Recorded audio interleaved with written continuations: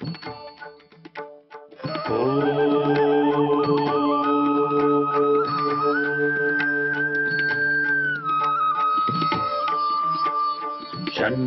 मित्रः शं वरुणः शन्नो भवत्वर्यमा शन्न इन्द्रो बृहस्पतिः शन्नो विष्णुरुक्रमः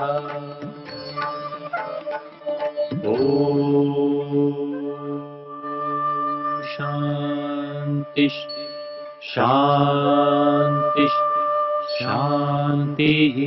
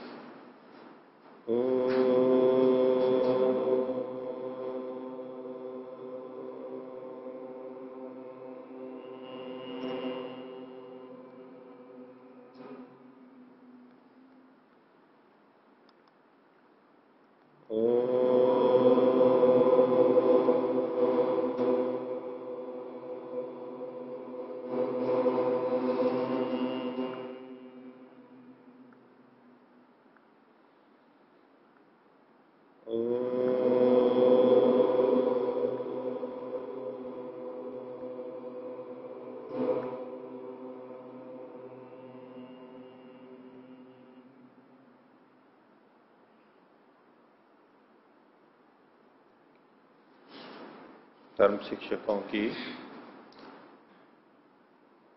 जिज्ञासाओं को आज ले रहा हूं। पहला प्रश्न है, आन्वीक्षिकी विद्या क्या है?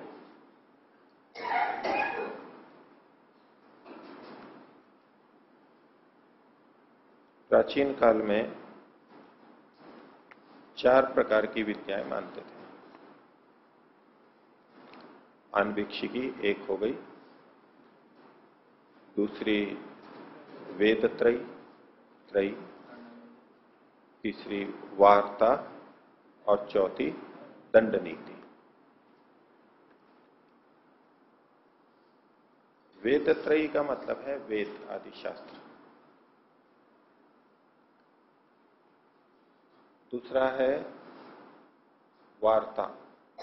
वार्ता का मतलब है व्यापार, वाणिज्य, लेन देन इत्यादि, जो वैश्य का काम है। दंड नीति, दंड नीति अर्थात शासन, न्याय, दंड देना, ये क्षत्रियों का कार्य। और इन 3 के अतिरिक्त एक विद्या और मानी जाती है जिसको आन्वीक्षिकी विद्या कहते हैं। इसको समझने के लिए एक शब्द लेंगे, अन्वीक्षण। अन्वीक्षण शब्द आपने सुना होगा, कठिन शब्द है वैसे संस्कृत का, हिंदी में भी प्रचलन में है। इसको और खोलेंगे तो अनु और ईक्षण। ईक्षण का मतलब होता है देखना, जानना। अन्वीक्षण उसमें और पीछे पीछे जाकर के जानना, खोज करना। तो आन्वीक्षिकी विद्या वो होती है जिसमें किसी विषय की गहराई में जाकर के खोज की जाती है, जांच पड़ताल की जाती है, सही गलत का निर्णय किया जाता है। ये आन्वीक्षिकी विद्या कहलाती है। हमारे जो प्राचीन 6 दर्शन हैं, वैदिक 6 दर्शन हैं, उनमें न्याय दर्शन जो कि उचित अनुचित का निर्णय बताता है, प्रमाणों का प्रयोग कैसे करें ये बताता है, उसको आन्वीक्षिकी विद्या के नाम से कहा जाता है। ठीक है। दूसरा प्रश्न है, वस्तु और पदार्थ में क्या अंतर है? वस्तु और पदार्थ, ऐसा है, भिन्न भिन्न संदर्भों में इन शब्दों का प्रयोग किया जाता है। वस्तु ये उर्दू या फारसी का जिसका भी शब्द है, हिंदी में भी प्रचलित है, और पदार्थ शब्द भी प्रचलित है हिंदी में। हाँ, चीज, ठीक है, वस्तु संस्कृत का ही है, चीज शब्द उर्दू फारसी का है। वस्तु, चीज, ऐसा। तो वस्तु का मतलब होता है द्रव्य। वस्तु का मतलब द्रव्य। पदार्थ और द्रव्य, ये दो शब्द भारतीय दर्शनों में विशिष्ट अर्थ के लिए स्वीकार किए गए। वैशेषिक दर्शन में जब संसार का वर्गीकरण किया चीजों को समझाने के लिए, तो उन्होंने पहले पदार्थ माने। पदार्थ के 6 भेद के 6 प्रकार के पदार्थ, उसमें द्रव्य, गुण, कर्म, सामान्य, विशेष और समवाय, ये 6 तरह से विभाजन किया। सामान्य हिंदी में जो हम बोलते हैं पदार्थ कहो, द्रव्य कहो, एक ही बात मानते हैं। पदार्थ और द्रव्य को एक ही चीज मानते हैं। लेकिन वैशेषिक दर्शन में पदार्थ तो 6 माने, उन 6 प्रकार के पदार्थों में से एक पदार्थ द्रव्य है। तो जितने द्रव्य हैं वो भी पदार्थ कहलाते हैं। जो भी द्रव्य है वो पदार्थ तो होगा ही, लेकिन जितने पदार्थ हैं वो सब द्रव्य नहीं कहलाते।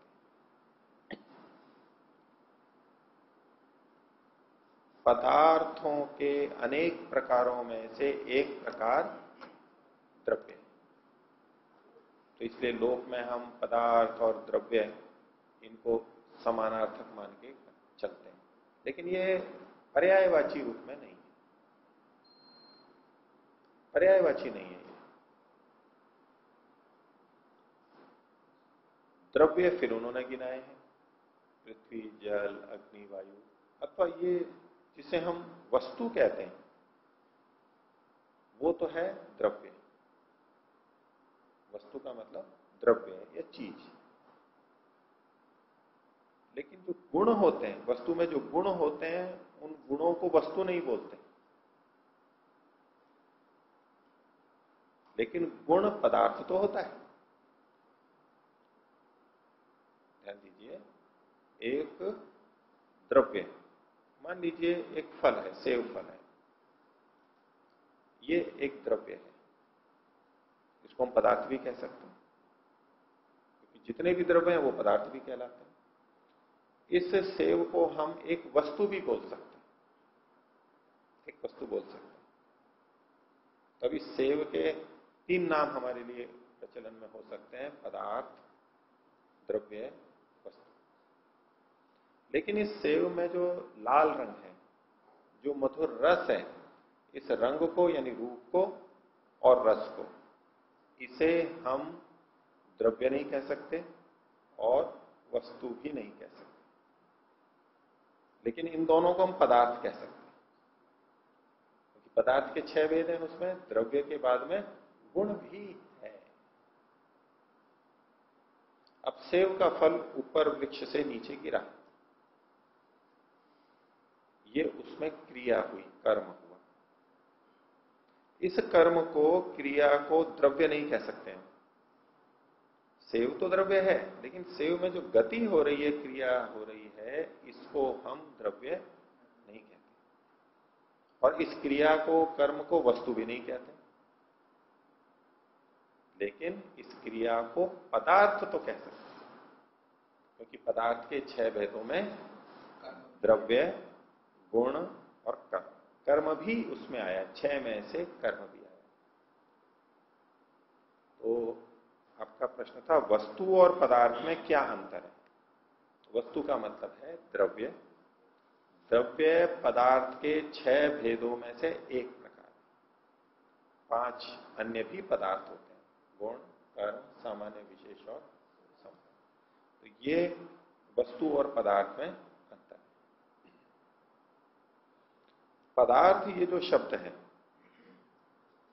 ये संस्कृत में जिस अर्थ में प्रचलित है, इसका जो तात्पर्य लिया जाता है, तो इसको पदार्थ 2 शब्दों से मिलकर बना है, एक पद और एक पद का मतलब है सामान्य भाषा में जो हम बोलते हैं शब्द। पद का मतलब शब्द। जैसे सेब हो गया, आम्र हो गया, कदली फल हो गया, रोटी का हो गई, ये जो शब्द हैं, पद हैं, इनसे, इन शब्दों से जिसका ज्ञान होता है वो वस्तु, वो गुण, वो कर्म, इन सबको हम पदार्थ कहेंगे, क्योंकि पद का वो अर्थ है। ओम ये एक पद है, शब्द है, और इसका अर्थ सर्वव्यापक, निराकार, परमात्मा, चेतन तत्व, जिसने सृष्टि को बनाया, जो कर्म फल का देने वाला है, ऐसा जो वो तत्व है, वो तत्व ओम शब्द का अर्थ है। पद का, ओम पद का वो अर्थ है। और मान लीजिए सेब का लाल रंग है, तो ये जो ललाई है, लाल शब्द बोला, लाल शब्द का एक अर्थ है, रंग विशेष। वो जो रंग है, ये रंग भी पद का अर्थ है, क्योंकि रंग लाल एक पद है, रक्त एक पद है, और उसका वस्तु वो गुण। रक्त का मतलब लाल संस्कृत में। रक्त का मतलब यहां खून नहीं है, ब्लड नहीं है, रक्त का मतलब लाल। तो वो भी पदार्थ हो गया, क्योंकि एक पद से उस अर्थ का हमें बोध होता है। और सेब जो नीचे गिरा, ये गिरना, ये एक शब्द है। नीचे गिरना, गिरना, ये एक शब्द है। इस शब्द से हमें किस अर्थ का पता लगा? उस क्रिया का पता लगा जो ऊपर से नीचे की तरफ होती है।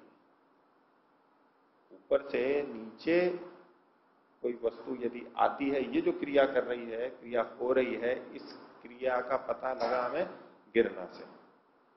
तो गिरना शब्द का जो अर्थ है, गिरना शब्द जिसको कह रहा है वो क्या होगा? गिरना एक पद है, और जो क्रिया हो रही है, गिरना शब्द ये एक पद है, और नीचे जो क्रिया हो रही है वस्तु में, वो उसका अर्थ है। तो उसको भी हम पदार्थ कह सकते हैं। तो पदार्थ, पद के द्वारा जिसको जाना जाता है वो पदार्थ। वो द्रव्य, गुण, कर्म तीनों हो सकते हैं, और वस्तु का मतलब तो द्रव्य ही लिया जाता है। ठीक है, किसी को पूछना है? अगला, योग के अनुसार पराशक्ति और अपराशक्ति क्या होती है? आगे और भाग है प्रश्न का, पहले इतना ही ले लेता हूं। तो योग दर्शन में जो पातंजलि योग दर्शन है, इसमें पराशक्ति और अपराशक्ति इस नाम से तो कोई चीज नहीं आई है, इस तरह से नहीं आई। हाँ, हमारे आध्यात्मिक ग्रंथों में, उपनिषद में परा विद्या, अपरा विद्या, ये शब्द तो आए हैं, लेकिन योग दर्शन में नहीं है। योग में नहीं है, अध्यात्म में है, उपनिषद में। तो परा विद्या का मतलब ऊंची विद्या, वो विद्या जिससे परमात्मा की प्राप्ति होती है, परमात्मा जाना जाता है, जीवन चरितार्थ हो जाता है, वो कहलाती है पराविद्या।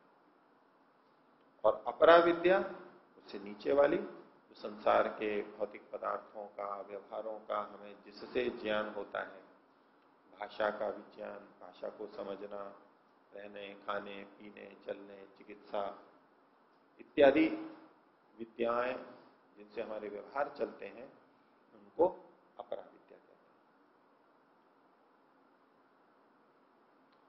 और योग दर्शन में अगर हम पर और अपर शब्द को देखें, परा तो नहीं, लेकिन तो पर के साथ वहां एक शब्द आता है पर वैराग्य, और अपर वैराग्य।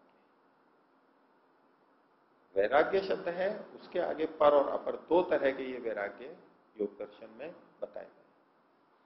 अपर का मतलब होता है निचला, निचला वैराग्य, और पर वैराग्य का मतलब ऊपर का वैराग्य। और वैराग्य का क्या मतलब लेते हैं? जो संसार या इन पदार्थों के प्रति हमारी तृष्णा है, लालसा है, प्राप्ति की इच्छा है, राग है, वो राग का हटना, हट जाना, वो जो स्थिति है उसको कहते हैं वैराग्य। राग के अभाव को विराग बोलते हैं और उसके भाव को वैराग्य बोलते हैं। पृथक होना, संसार से, संसार के भोगों से अलग होना, ये वैराग्य कहलाता है। नीचे वाला जो वैराग्य है, अपर वैराग्य, उसके आने पर समाधि लग जाती है। और जो ऊंचा वाला वैराग्य है, पर वैराग्य, उसके आने पर भी समाधि लग जाती है। ये वैराग्य बहुत ऊंची चीज है। जो अपर वैराग्य है ये भी बहुत ऊंची चीज है, और पर वैराग्य उससे भी ऊंची चीज। तो योग दर्शन में दो तरह की समाधियां बताई हैं। एक संप्रज्ञात समाधि, ये नीचे वाली समाधि होती है, प्राथमिक समाधि होती है, और दूसरी समाधि असंप्रज्ञात समाधि, असंप्रज्ञात इस नाम से। तो अपर वैराग्य जब होता है तो संप्रज्ञात समाधि लगती है, नीचे वाली समाधि लग जाती है। और जब पर वैराग्य होता है तो उससे भी ऊंचे वाली समाधि लगती है, जिसे असंप्रज्ञात समाधि कहा जाता है। ये योग दर्शन के अनुसार। ठीक है, इतना आगे हो गया। इतना आगे और प्रश्न है इनका इसी में, अला और बला शक्तियां क्या है? तो योग दर्शन में ये पतंजलि योग दर्शन, उसमें ये शब्द नहीं है। व्यास भाष्य में भी अला और बला, बला अतिबला औषधियों का नाम है। आयुर्वेद की औषधियों में बला अतिबला ये औषधियां हैं, बल कारक होते हैं, औषधियां ली जाती हैं, बल्य औषधियां। लेकिन बला शब्द शक्ति के रूप में भी प्रचलित है। विश्वामित्र ने, ऐसा कहा जाता है, विश्वामित्र ने राम और लक्ष्मण को एक शक्ति दी थी, वो बला शक्ति दी थी। इसको एक मंत्र शक्ति के रूप में कहा जाता है, मंत्र शक्ति होती है। और उससे होता क्या है, ऐसा कहते हैं कि योद्धा लोग इस शक्ति का प्रयोग करके, बला शक्ति का प्रयोग करने से भूख प्यास से ऊपर उठ जाते हैं। उनको भूख प्यास नहीं लगती है जितनी भी देर, आजीवन तो क्या कहें, लेकिन मान लीजिए युद्ध में गए हुए हैं और घंटों लड़ना है, अब भूख प्यास लग रही है तो वो ये लड़ नहीं पाएगा। तो ऐसी मंत्र शक्ति जिससे भूख और प्यास नहीं लगती है, देर तक अपना युद्ध कर सकता है, ऐसी कोई शक्ति कहानियों कथाओं में प्रचलित है, वो बला शक्ति तो मानी जाती है, जिसके प्रयोग से भूख प्यास नहीं लगती है। तो मंत्र योग और शक्ति संपन्न ज्ञान को भी बला नाम से कहा है। शक्ति संपन्न ज्ञान, ऐसा ज्ञान जो शक्ति संपन्न हो, कुछ विशेष शक्ति उससे होती हो, ऐसा प्रचलन में है इस शब्द का। बाकी वर्तमान में जो हमारा पतंजलि योग दर्शन है, इसमें या अन्य भी दर्शनों में, 6 दर्शनों में या उपनिषद में, मेरी जानकारी में इस तरह का शब्द नहीं आया बला। हाँ।